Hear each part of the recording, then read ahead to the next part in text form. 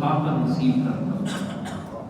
اور جو ہے وہ اس کو ڈانٹ رہی ہے کہ نکل جاؤ، لیکن سیدہ خدیجہ نے اس بات کو پلے باندھ لیا، یہی دعا کرتی کہ یا اللہ مجھے آخری نبی کی رفاقت نصیب کرنا۔ وقت گزرتا گیا، وقت گزرتے گزرتے سیدہ خدیجہ رضی اللہ تعالیٰ عنہ اپنا مال بھی بیچتی ہے اور دعائیں بھی کرتی ہے کہ یا اللہ مجھے اس نبی کی رفاقت نصیب کرنا، میرے مقدر میں اس کو لکھنا۔ سیدہ خدیجہ رضی اللہ تعالیٰ عنہ اپنا مال بیچنے کے لیے حضور علیہ السلام کی طرف پیغام بھیجتی ہے کہ میرا مال آپ منڈی لے جائیں۔ اللہ کے محبوب علیہ السلام اسے قبول کرتے ہیں۔ سیدہ خدیجہ رضی اللہ تعالی عنہ اپنے غلام سے کہنے لگی کہ مال لے جاؤ اور میری 3 باتیں یاد رکھنا۔ پہلی بات یہ ہے کہ جس شخص کے پاس جا رہی ہو، جب وہ جائے گا اس کے سفر میں آپ نے دھیان کرنا کہ سفر میں کیا کیا چیزیں پیش آتی ہیں۔ دوسرا، جس طرح تو میرا غلام ہے، مصطفیٰ کا بھی غلام بن جانا۔ تیسرا، اس کی رائے سے اختلاف نہیں کرنا، جو وہ کہتا ہے بس ایسے ہی کرتے جانا۔ نیسرا کہتا ہے کہ سفر شروع ہوا، سفر کے شروع میں اس شخص نے یعنی نبی علیہ السلام نے میری بڑی مہمان نوازی کی، میری خاطر تواضع کی، اچھے طریقے سے مجھے وہ پیش آیا، اچھے طریقے سے وہ مجھے پیش آیا۔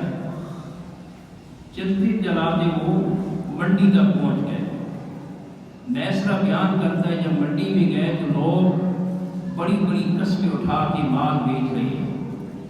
لوگ قریب آئے، آ کر کہنے لگے کہ انسان، لوگوں کو نہیں پتا تھا کہ آنے والا کون ہے۔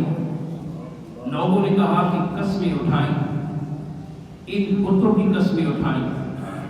اللہ کے محبوب نے فرمایا کہ میں ان بتوں کو مانتا ہی نہیں، ان کی قسمیں کیسے پسند کرتا ہوں۔ مال لینا ہے کہ لے لو یا چلے جاؤ۔ نیسرا کہتا ہے کہ لوگ آتے چلے جاتے، کرتے کراتے ہم آگے گئے۔ اور نیسرا کہتا ہے کہ اس سال جو خدیجہ کا مال بیچا گیا بہت زیادہ پرافٹ ہوا۔ اب سفر واپسی کا نکلتے ہیں، جب واپسی بھی نکلے تو آقا علیہ السلام نے ایک درخت کے نیچے آرام کی، درخت کے نیچے آرام کیا، اور وہاں پہ قریبی غار میں ایک راہب بیٹھا تھا۔ وہ راہب آ کر کہنے لگا، نیسرا یہ شخص کون ہے جو اس درخت کے نیچے آرام کر رہا ہے؟ نیسرا نے کہا کہ یہ اہل قریش کا ایک معزز شخص ہے۔ اس راہب نے بتایا، نیسرا یہ عام شخص نہیں ہے، یہ درخت بھی عام نہیں ہے، اس درخت کے نیچے وہی آرام کرے گا جو نبی آخر الزمان ہوگا۔ اس کا خیال کرنا۔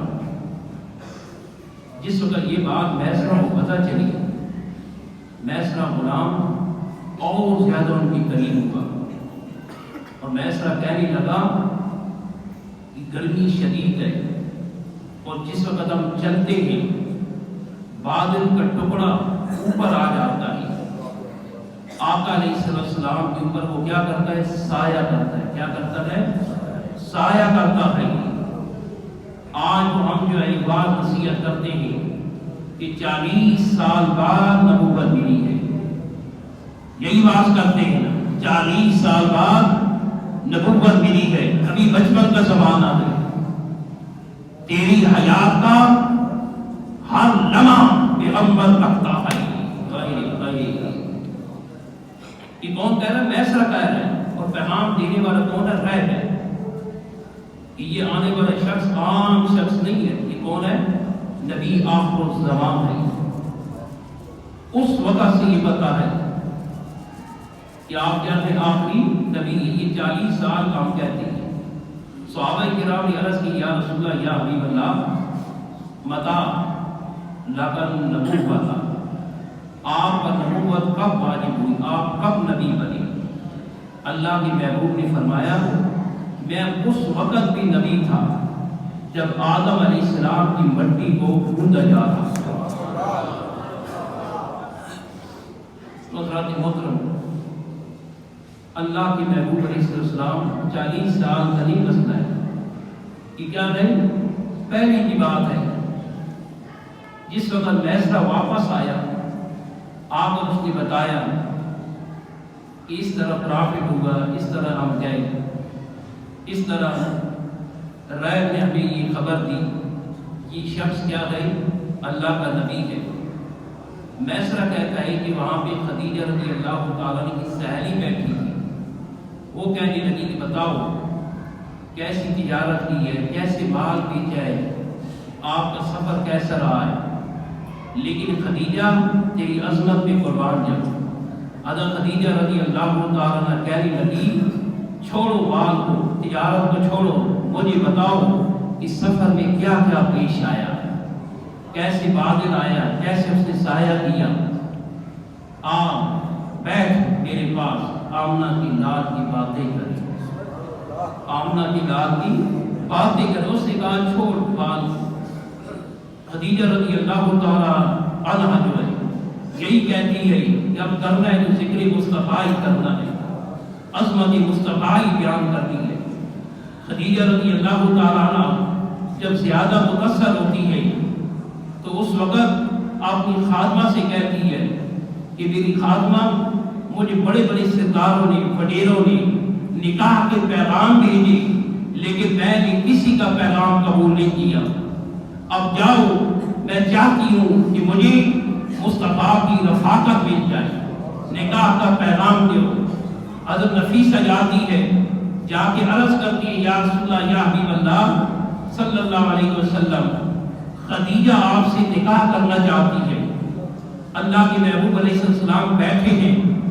نفیسہ کہنے لگی اگر کوئی اور ہوتا کرسی سے کھڑا ہو جاتا، کہتا کہ ابھی نکاح کرو، لیکن جب میں نے پیغام دیا اللہ کے محبوب نے فرمایا نفیسہ تو کہتی ہے یا وہ کہتی ہے؟ نفیسہ کہنے لگی وہ کہتی ہے۔ پھر اللہ کے محبوب نے فرمایا نفیسہ صبر کرو، میں اپنے چچا ابو طالب سے مشورہ کر کے پھر بتاؤں۔ توجہ کریں معزز خواتین و حضرات، اس پیغام کو اپنے پلے باندھی اور آج معاشرے میں اسی پیغام کی ضرورت ہے۔ آج سب لوگ یہی کہتے ہیں کہ پسند کی شادی ہے، اسی پہ فتویٰ ہے، اسلام اجازت دیتا ہے، لیکن پہلی ماں کا جو نکاح ہوا ہے، اماں خدیجہ کا جو نکاح ہوا ہے، اور جس وقت نکاح کا پیغام آیا، حالانکہ اللہ کے محبوب علیہ السلام جو ہیں سوائے اللہ کے اور کسی کے محتاج نہیں ہیں، لیکن پھر بھی کیا دیا پیغام کہ میں اپنے چچا سے مشورہ کروں گا۔ کیا کروں گا؟ مشورہ کروں گا۔ یہ بڑوں کی جو شفقت ہوتی ہے، بڑوں کا جو سایہ ہوتا ہے، اس میں انسان کے لیے کیا ہوتی ہے؟ بھلائی ہوتی ہے۔ کیا ہوتی ہے؟ بھلائی ہوتی ہے، خیر ہوتی ہے۔ ہم تو بڑی آسانی سے کہہ دیتے ہیں کہ انہیں کیا پتہ ہے، انہیں کیا پتہ ہے۔ حالانکہ جو بڑے نکاح کرتے ہیں بڑوں کو پتہ ہوتا ہے بھلائی کا، خیر کا، بہتری کا انہیں پتہ ہوتا ہے، لیکن آج معاشرے میں جو شور ہے وہ یہی ہے کہ پسند کی شادی ہے۔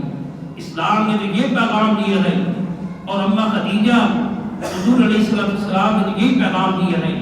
جب آقا علیہ السلام نے ابو طالب سے بات کی چچا سے، تو آپ نے یہی کہا کہ بیٹا خدیجہ تو اعلیٰ افکار کی، اعلیٰ نظریات کی، نفاست کی مالک ہے، اگر وہ نکاح کرنا چاہتی ہے تو نکاح کر لے، نکاح ہو جاتا ہے۔ کیا ہے؟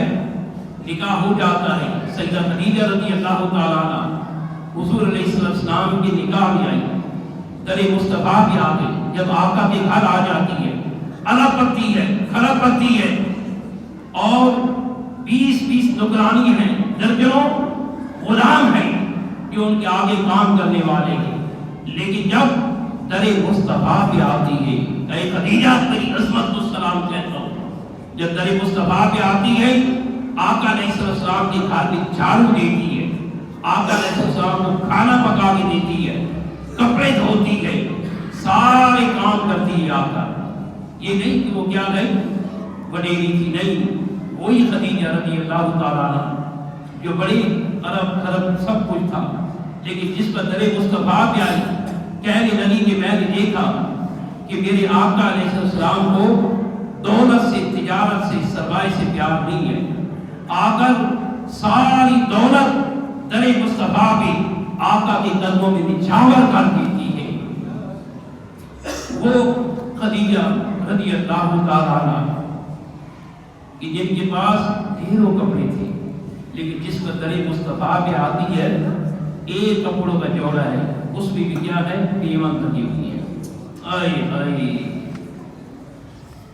انہوں نے ہمیں کیا ہے رشتوں کا تقدس بتایا، کیا کیا ہے، آج اسی پیغام کو دل و دماغ میں بٹھائے اور اسی کو آپ کے اوپر نافذ کریں۔ یہ جو شور مچا ہوا ہے یہ ہمارے گھروں میں آگے پیچھے، اس کو اپنے گھروں سے نکالنا۔ اما خدیجہ رضی اللہ تعالیٰ عنہ کا جو پیغام ہے، اور آقا علیہ السلام نے رشتوں کا تقدس بھی بتایا، کیا کیا ہے، رشتوں کا تقدس بتایا ہے۔ اما حلیمہ رضی اللہ تعالیٰ عنہ حضور علیہ السلام کی رضائی ماں ہے۔ جب شادی کے بعد حضور علیہ السلام کی در پہ آتی ہے، آقا نے فرمایا خدیجہ یہ میری رضائی ماں ہے۔ کون ہے؟ رضائی ماں ہے، سب کی ماں نہیں ہے، یہ میری رضائی ماں ہے۔ اور اللہ کے محبوب نے فرمایا کہ ان کی خدمت کرنا، کیا کرنا، ان کی خدمت کرنا۔ اور اما خدیجہ رضی اللہ تعالیٰ عنہ کھانا پکاتی ہے، بستر دیتی ہے، ان کو آرام کے لیے لٹاتی ہے، سب کچھ دیتی ہے، ان کی عزت کرتی ہے، ان کو ٹائم دیتی ہے، وقت دیتی ہے۔ اور جس وقت اما حلیمہ رضی اللہ تعالیٰ عنہ واپس جانے لگتی ہے، حضرت خدیجہ رضی اللہ تعالیٰ عنہ کہنے لگی کہ آپ میرے مصطفیٰ کی ماں ہیں، آپ میرے مصطفیٰ کی ماں ہیں، آپ کو میں کچھ تحفے نہ دے دوں؟ حلیمہ سعدیہ رضی اللہ تعالیٰ کہنے لگی کہ اگر آپ پسند کرتی ہیں تو آپ تحفے دے دیں۔ تو اللہ کے پیارے محبوب کی پیاری بیوی حضرت خدیجہ رضی اللہ تعالیٰ عنہ 40 بکریاں دیتی ہیں، تحفے میں 40 بکریاں دی اور 1 اونٹ پیش کرتی ہے واپسی تھی جانے کی۔ وہ کون تھی؟ ان کی ساس ماں۔ کون تھی؟ ساس ماں۔ یہ اللہ کے محبوب نے کیا کیا؟ رشتوں کا تقدس بتایا، رشتوں کا تقدس بتایا۔ تو آج اسی عمل کی ضرورت ہے۔ اللہ کے محبوب علیہ السلام نے یہ نہیں کیا کہ یہ جو ہے نا رضائی ماں ہے، اور اما خدیجہ نے بھی اس چیز کو نہیں دیکھا۔ اما خدیجہ نے کیا دیکھا؟ یہ میرے مصطفیٰ کی ماں ہے، میرے مصطفیٰ کی ماں ہے۔ خواتین و حضرات، آپ سب کو یہی پیغام ہے، خدا اگر اپنے گھر کو امن کا گوارا بنانا چاہتے ہیں، جنت کا گوارا بنانا چاہتے ہیں، ان ہستیوں کو امپلیمنٹ کرو، انہیں بھی عمل کرو، اسی میں ہماری فلاح ہے، اسی میں ہماری بھلائی ہے۔ اللہ پاک ہم سب کو جو ہے ازواج مطہرات کے نقش قدم میں ان کی عمل کرنے کی توفیق عطا فرمائے۔